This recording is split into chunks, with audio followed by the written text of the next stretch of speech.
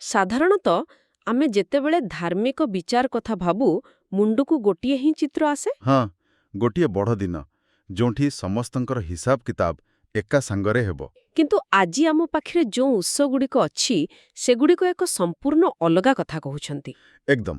ସେମାନଙ୍କ ମତରେ ଏହା ଗୋଟିଏ ଘଟଣା ନୁହେଁ, ବରଂ କେମିତି କହିବି ଗୋଟିଏ ବଡ଼ ନାଟକର ଅତି କମ୍ରେ 4ଟି ଅଲଗା ଅଲଗା ଅଙ୍କ।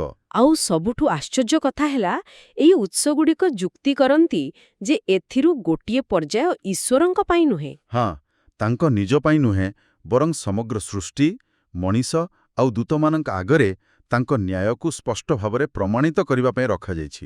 ବାଃ, ଏଇଟା ତ ବହୁତ ଗଭୀର କଥା। ଆଜି ଆମେ ବାଇବଲର ପ୍ରକାଶିତ ବାକ୍ୟ ପୁସ୍ତକର 14 ଅଧ୍ୟାୟ ଉପରେ ଆଧାରିତ କିଛି ବିଶ୍ଳେଷଣ ଦେଖିବା, ଯାହା ଅମଳର ଏହି ଜଟିଳ ପ୍ରକ୍ରିୟାକୁ ବୁଝାଇବ। ଠିକ୍ ଅଛି, ତେବେ ଆସନ୍ତୁ ଏହି ରହସ୍ୟମୟ ନାଟକର ପର୍ଦ୍ଦା ଉଠାଇବା। ଚାଲନ୍ତୁ ପ୍ରଥମ ଦୃଶ୍ୟରୁ ଆରମ୍ଭ କରିବା। ହଁ, ପ୍ରକାଶିତ ବାକ୍ୟରେ ଯେଉଁ 2 ପ୍ରକାର ଅମଳ କଥା କୁହାଯାଇଛି, ଏହା ଦେଖିବାକୁ ଯେତିକି ସରଳ ଲାଗୁଛି ସେତିକି ନୁହେଁ କି? ଆଦୌ ନୁହେଁ। ଦେଖନ୍ତୁ, ପ୍ରଥମ ଦୃଶ୍ୟରେ ଆମେ ଦେଖୁଛୁ ମନୁଷ୍ୟପୁତ୍ରଙ୍କ ସଦୃଶ ଜଣେ ବ୍ୟକ୍ତି ଧଳା ମେଘ ଉପରେ ବସିଛନ୍ତି। ତାଙ୍କ ମୁଣ୍ଡରେ ସୁନାର ମୁକୁଟ ଆଉ ହାତରେ ଗୋଟେ ଧାରୁଆ ଦାଆ। ଆଉ ସେ ପୃଥିବୀରୁ ଶସ୍ୟ ଅମଳ କରୁଛନ୍ତି। ଏଟା ଦେଖିବାକୁ ଗୋଟେ ଶାନ୍ତିପୂର୍ଣ୍ଣ ସଂଗ୍ରହ ପରି ଲାଗୁଛି। କିନ୍ତୁ ଠିକ୍ ତାପରେ ଦୃଶ୍ୟ ପୁରା ବଦଳି ଯାଉଛି। ହଁ, ଆଉ ଜଣେ ଦୂତ ଆସୁଛନ୍ତି ଆଉ ପୃଥିବୀରୁ ଅଙ୍ଗୁର ଅମଳ କରୁଛନ୍ତି। କିନ୍ତୁ ଏହି ଅଙ୍ଗୁରକୁ ସାଇତି ରଖାଯାଉନାହିଁ, ବରଂ ଈଶ୍ୱରଙ୍କ କ୍ରୋଧର ମହାନ ଦ୍ରାକ୍ଷାକୁଣ୍ଡରେ ପକାଇ ଦିଆଯାଉଛି। ଏଇ 2ଟା ଚିତ୍ର ପରସ୍ପରଠାରୁ ପୂରାପୂରି ଭିନ୍ନ। ହଁ, ଗୋଟିଏ ସଂଗ୍ରହ ଆଉ ଅନ୍ୟଟି ବିନାଶ। ଆଉ ଏଇଠୁ ହିଁ ଆମର ଆଲୋଚନା ଆରମ୍ଭ ହେଉଛି। ଏଇ 2ଟି ଅଲଗା ଅଲଗା ପ୍ରକ୍ରିୟା, ଗୋଟିଏ ଉଦ୍ଧାର ପାଇଁ ଆଉ ଅନ୍ୟଟି ବିଚାର ପାଇଁ। କିନ୍ତୁ ମଜା କଥା ହେଉଛି, ଆପଣ କହୁଥିଲେ ଯେ ସେହି ପ୍ରଥମ ଶସ୍ୟ ଅମଳ ଭିତରେ ବି ଅନେକ ଭାଗ ରହିଛି। ହଁ, ଏହା ଗୋଟିଏ ସରଳ ଘଟଣା ନୁହେଁ। ଠିକ୍ ଅଛି, ତେବେ ଆସନ୍ତୁ ସେହି ଶସ୍ୟ ଅମଳକୁ ଟିକେ ଭଲ ଭାବରେ ଦେଖିବା। ଯଦି ଶସ୍ୟ ବିଶ୍ୱାସୀମାନଙ୍କୁ ବୁଝାଉଛି, ତେବେ କ'ଣ ସମସ୍ତଙ୍କୁ ଏକାଠି ଅମଳ କରାଯାଏ? ନା, ଏଥିରେ ଏକ ସ୍ପଷ୍ଟ କ୍ରମ ରହିଛି। ଉତ୍ସଗୁଡ଼ିକ କହନ୍ତି ଯେ ପ୍ରଥମେ ଯାହା ଅମଳ କରାଯାଏ ତାହା ସାଧାରଣ ଶସ୍ୟ ନୁହେଁ, ବରଂ ପ୍ରଥମ ଫଳ। ପ୍ରଥମ ଫଳ? ହଁ, ଆମେ ଯେଉଁ ଉତ୍ସଗୁଡ଼ିକ ଦେଖୁଛୁ ସେଗୁଡ଼ିକରେ ଏହାକୁ ଚତ୍ୟାମେଲେ ଚୁଷୁ ବା ପ୍ରଥମ ଫଳର ଅମଳ ବୋଲି କୁହାଯାଏ। ଏହା ସମସ୍ତ ବିଶ୍ୱାସୀଙ୍କ ପାଇଁ ନୁହେଁ। ଆଚ୍ଛା, ପ୍ରଥମ ଫଳ ଯେମିତି କୃଷିରେ ପ୍ରଥମ ଆଉ ସବୁଠୁ ଭଲ ଫସଲକୁ ବୁଝାଏ, ତେବେ ଆଧ୍ୟାତ୍ମିକ ଭାବରେ ଏମାନେ କିଏ? ଏମାନେ ହେଉଛନ୍ତି ସେହି ଶହୀଦ ସାକ୍ଷୀମାନେ। ଓହୋ, ଯେଉଁମାନେ ନିଜ ବିଶ୍ୱାସ ପାଇଁ ଜୀବନ ଦେଇଛନ୍ତି। ଏକଦମ। ସେମାନେ ବିଶ୍ୱାସର ସର୍ବୋଚ୍ଚ ମୂଲ୍ୟ ଦେଇଥିବାରୁ ସେମାନଙ୍କୁ ପ୍ରଥମେ ଅମଳ କରାଯାଏ। ଏହି ଘଟଣାକୁ ପ୍ରଥମ ପୁନରୁତ୍ଥାନ ବୋଲି କୁହାଯାଏ। ଆଉ ଏହା ଘଟେ କେବେ? ସପ୍ତମ ତୁରୀ ବାଜିବା ସମୟରେ। ତାହେଲେ ଏହାର ସମୟ ମଧ୍ୟ ବହୁତ ଗୁରୁତ୍ୱପୂର୍ଣ୍ଣ। ଯଦି ସେମାନଙ୍କୁ ପ୍ରଥମେ ଉଠାଇ ନିଆଯାଉଛି, ତେବେ ଏହା ନିଶ୍ଚୟ କୌଣସି ବଡ଼ ଘଟଣା ପୂର୍ବରୁ ହେଉଥିବ। ଆପଣ ଠିକ୍ ଧରିଛନ୍ତି। ଏହି ଉତ୍ସଗୁଡ଼ିକୁ ଜୋର ଦେଇ କହନ୍ତି ଯେ ଏହି ପ୍ରଥମ ଫଳ ଅମଳ ହଁ, ପୃଥିବୀ ଉପରେ 7ଟି ମହାମାରୀ ଢଳାଯିବା ଠିକ୍ ପୂର୍ବରୁ ଘଟେ। ଓହୋ, ଏକ ପ୍ରକାରର ସୁରକ୍ଷା ପରି। ହଁ, ସେମାନଙ୍କୁ ଆଗାମୀ ବିଚାରରୁ ଦୂରେଇ ରଖିବା ପାଇଁ ଆକାଶକୁ ଉଠାଇ ନିଆଯାଏ। ଆପଣ ଏହାକୁ ଏମିତି ଭାବିପାରିବେ ଯେମିତି ଗୋଟେ ବଡ଼ ସମାବର୍ତ୍ତନ ଉତ୍ସବରେ ସ୍ୱର୍ଣ୍ଣପଦକ ବିଜେତାମାନଙ୍କୁ ପ୍ରଥମେ ଡକାଯାଏ। ବାଃ, ଏହି ଉପମାଟି ଏହାକୁ ପୁରା ସ୍ପଷ୍ଟ କରିଦେଉଛି। ତେବେ ଯଦି ଶହୀଦମାନଙ୍କୁ ଏକ ସ୍ୱତନ୍ତ୍ର ସମ୍ମାନ ଦେଇ ପୃଥିବୀରୁ ଉଠାଇ ନିଆଗଲା, ତାପରେ ପୃଥିବୀରେ କ'ଣ ହେଲା? ମୋତେ ଲାଗୁଛି ଏଇଠି ସେହି ଅଙ୍ଗୁର ଅମଳର ଭୂମିକା ଆସୁଛି, ନୁହେଁ କି? ଏକଦମ ଠିକ୍। ଅଙ୍ଗୁର ଅମଳ ହେଉଛି ପୃଥିବୀରେ ରହିଯାଇଥିବା ଦୁଷ୍ଟତା ଉପରେ ଈଶ୍ୱରଙ୍କର ଭୟଙ୍କର ବିଚାର। ଅଙ୍ଗୁରକୁ ଦଳି ରସ ବାହାର କରିବା ପରେ? ହଁ, ଏକ ହିଂସାତ୍ମକ ଆଉ ଚୂଡ଼ାନ୍ତ ବିଚାରର ପ୍ରତୀକ। ଆଉ ଉତ୍ସଗୁଡ଼ିକ ଏହାର 2ଟି ସମ୍ଭାବ୍ୟ ବ୍ୟାଖ୍ୟା ଦିଅନ୍ତି। 2ଟି ବ୍ୟାଖ୍ୟା? ସେଗୁଡ଼ିକ କ'ଣ କ'ଣ? ଦେଖନ୍ତୁ, ପ୍ରଥମ ବ୍ୟାଖ୍ୟା ଅନୁସାରେ ଏହି ଅଙ୍ଗୁର ଅମଳ କେବଳ ସେହି 7ଟି ମହାମାରୀକୁ ବୁଝାଏ। କେବଳ ସେତିକି? ହଁ, ଏକ ନିର୍ଦ୍ଦିଷ୍ଟ ସମୟର ବିଚାର। କିନ୍ତୁ ଦ୍ୱିତୀୟ ବ୍ୟାଖ୍ୟାଟି ଆହୁରି ବ୍ୟାପକ। କେମିତି? ଏହା ଅନୁଯାୟୀ ଅଙ୍ଗୁର ଅମଳରେ କେବଳ 7ଟି ମହାମାରୀ ନୁହେଁ, ବରଂ ମହାମାରୀ ପରେ ବଞ୍ଚିଯାଇଥିବା ପଶୁ ସେନାର ଅନ୍ତିମ ବିଚାରକୁ ମଧ୍ୟ ସାମିଲ କରାଯାଏ। ଓହୋ, ଦୁଷ୍ଟତାକୁ ସମ୍ପୂର୍ଣ୍ଣ ଭାବେ ସମାପ୍ତ କରିବା। ହଁ, ଏକ ବିସ୍ତୃତ ପ୍ରକ୍ରିୟା। ଆଚ୍ଛା, ତେଣୁ ପ୍ରଥମ ଅଙ୍କରେ ଶହୀଦମାନଙ୍କର ସମ୍ମାନଜନକ ପ୍ରସ୍ଥାନ, ଆଉ ଦ୍ୱିତୀୟ ଅଙ୍କରେ ପୃଥିବୀରେ ବିଚାରର ନାଟକ। କିନ୍ତୁ ଏବେ ବି ମୋ ମନରେ ଗୋଟେ ବଡ଼ ପ୍ରଶ୍ନ ଅଛି। ପଚାରନ୍ତୁ। ଯେଉଁ ବିଶ୍ୱାସୀମାନେ ଶହୀଦ ହୋଇନାହାନ୍ତି, ଯେଉଁମାନେ ସାଧାରଣ ଜୀବନ ବିତାଇଛନ୍ତି, ସେମାନଙ୍କର କ'ଣ ହୁଏ? ସେମାନେ କେଉଁ ଅମଳର ଅଂଶ? ଏମାନେ ହେଉଛନ୍ତି ମୁଖ୍ୟ ଫସଲ। ଉତ୍ସଗୁଡ଼ିକ ଏମାନଙ୍କୁ ଶସ୍ୟ ଅମଳ ବର୍ଗରେ ରଖିଛନ୍ତି। ସାଧାରଣ ବିଶ୍ୱାସୀମାନେ? ହଁ, ଯେଉଁମାନେ ନିଜ ବିଶ୍ୱାସକୁ ଜୀବନର ଶେଷ ପର୍ଯ୍ୟନ୍ତ ବଞ୍ଚାଇ ରଖିଥିଲେ, କିନ୍ତୁ ସେମାନଙ୍କର ଅମଳ ପ୍ରଥମ ଫଳ ପରି ତୁରନ୍ତ ହୁଏ ନାହିଁ। ତାହେଲେ ସେମାନଙ୍କୁ ଅପେକ୍ଷା କରିବାକୁ ପଡ଼େ। ହଁ, କେତେ ସମୟ? ବହୁତ ସମୟ। ଉତ୍ସଗୁଡ଼ିକ ସ୍ପଷ୍ଟ ଭାବେ କହନ୍ତି ଯେ ସେମାନଙ୍କର ପୁନରୁତ୍ଥାନ ହେବ ପୃଥିବୀରେ ଖ୍ରୀଷ୍ଟଙ୍କର 1000 ବର୍ଷର ରାଜୁତି ଶେଷ ହେବା ପରେ। 1000 ବର୍ଷ ପରେ? ହଁ, ଶ୍ୱେତ ସିଂହାସନ ବିଚାର ସମୟରେ ଏହାକୁ ଜୀବନର ପୁନରୁତ୍ଥାନ କୁହାଯାଏ। ତେଣୁ ଏଠି ଏକ ସ୍ପଷ୍ଟ ପାର୍ଥକ୍ୟ ଅଛି, ଶହୀଦମାନଙ୍କ ପାଇଁ ଶୀଘ୍ର ଆଉ ସାଧାରଣ ବିଶ୍ୱାସୀଙ୍କ ପାଇଁ ବହୁତ ପରେ। ଏକଦମ। ଆଚ୍ଛା, ଏବେ କଥାଟା ପୁରା ମୋଡ଼ ବଦଳେଇ ଦଉଛି।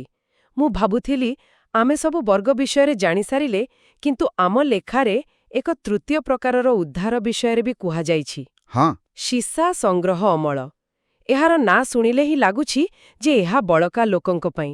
ଏହାର ପ୍ରକୃତ ଅର୍ଥ କ'ଣ? ଏହି ଧାରଣାଟି ହିଁ ସବୁଠାରୁ ଗଭୀର ଆଉ ଆଶ୍ଚର୍ଯ୍ୟଜନକ। ଶିଶା ସଂଗ୍ରହ ମାନେ ମୁଖ୍ୟ ଅମଳ ପରେ କ୍ଷେତରେ ପଡ଼ି ରହିଥିବା ବଳକା ଶସ୍ୟକୁ ଗୋଟାଇବା। ହଁ, ବୁଝିଲି। ଧାର୍ମିକ ଦୃଷ୍ଟିରୁ ଏହା ଏକ ବିଶେଷ ପରିସ୍ଥିତିକୁ ବୁଝାଏ, ଯେଉଁଠି କିଛି ବିଶ୍ୱାସୀଙ୍କ ବିଶ୍ୱାସକୁ ମୃତ୍ୟୁ ପରେ ପ୍ରମାଣିତ କରିବାର ଆବଶ୍ୟକତା ପଡ଼େ। ମୃତ୍ୟୁ ପରେ ପ୍ରମାଣିତ କରିବା? ଏହା ଟିକେ ଅଜବ ଲାଗୁଛି। କିଏ ଏହି ଲୋକମାନେ? ଉଦାହରଣ ସ୍ୱରୂପ, ଭାବନ୍ତୁ ଜଣେ ବ୍ୟକ୍ତି ନିଜ ମୃତ୍ୟୁ ଶଯ୍ୟାରେ ଯୀଶୁଙ୍କୁ ଗ୍ରହଣ କଲା ଆଉ ଟିକେ ପରେ ମରିଗଲା। ଠିକ୍ ଅଛି। ତା ପାଖରେ ନିଜ ବିଶ୍ୱାସକୁ କାମରେ ଦେଖାଇବା ପାଇଁ କୌଣସି ସମୟ ହିଁ ନଥିଲା।